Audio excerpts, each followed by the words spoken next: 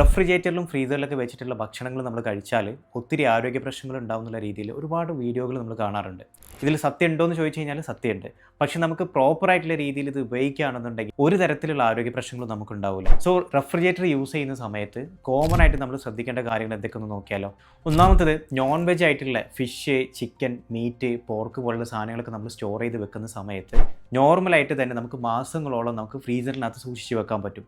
പക്ഷേ ഇത് ചെയ്യുന്ന സമയത്ത് എപ്പോഴും എയർ ടൈറ്റ് ചെയ്തിട്ടുള്ള പാക്കിംഗ് ചെയ്തതിൻ്റെ ശേഷം മാത്രം ഫ്രീസറിൽ വെക്കുക. അതുപോലെ ഇതിൽ ശ്രദ്ധിക്കേണ്ട ഒരു കാര്യം, റീഫ്രീസ് ചെയ്യുന്ന പരിപാടി ഒഴിവാക്കുക. അതായത് ഇടയ്ക്കിടയ്ക്ക് ഫ്രീസറിൽ നിന്ന് എടുക്കുന്നു പിന്നെ അതിലേക്ക് തന്നെ തിരിച്ചു വെക്കുന്നു എന്നുള്ള പരിപാടികൾ പരമാവധി ഒഴിവാക്കാൻ വേണ്ടി ശ്രമിക്കും. ഇനി സൂപ്പർ മാർക്കറ്റിൽ നിന്ന് വാങ്ങിക്കുന്ന മീറ്റ് ആണെന്നുണ്ടെങ്കിൽ അതിൻ്റെ മുകളിൽ തന്നെ എക്സ്പയറി ഡേറ്റും ബാക്കി കാര്യങ്ങളൊക്കെ എഴുതിയിട്ടുണ്ട്. എപ്പോഴും ശ്രദ്ധിക്കേണ്ടത് ഫ്രീസറിൻ്റെ ടെമ്പറേച്ചർ എന്ന് പറഞ്ഞാൽ -18°C കീപ്പ് ചെയ്യാൻ വേണ്ടി ശ്രമിക്കുക.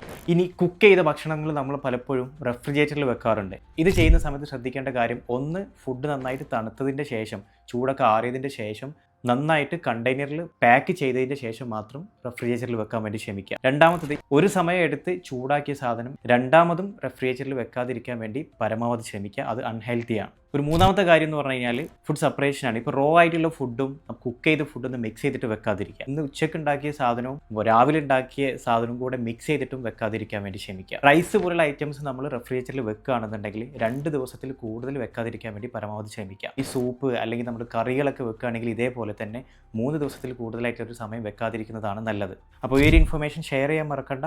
ഇതുപോലത്തെ ടിപ്സിന് വേണ്ടിയിട്ട് അക്കൗണ്ട് ഫോളോ ചെയ്യാനും മറക്കണ്ട.